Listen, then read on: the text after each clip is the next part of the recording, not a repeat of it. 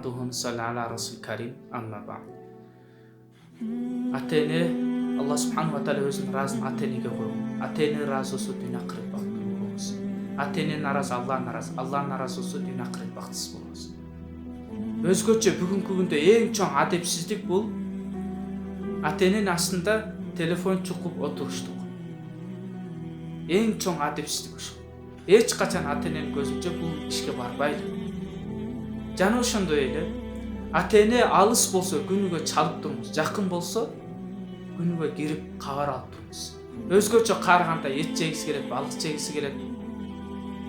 Мына ошондуктан урматтуу туугандар, жана ата-энеге дуа кылганды унутпайлы. Анткени ырыскы мол болсун, кенен болсун десеңиз, дуа сөзсүз Роббирхамхума кама роббаяни сагира. О жараткан, ата-эне мага кандай кичинекейимде мээрим төгүп баккан болсо, сен да аларды өз мээриңден бөлө деген мааниде. Күнүгө 5 маал намаздан кийин Ассаламу алейкум ва рахматуллахи ва баракатух.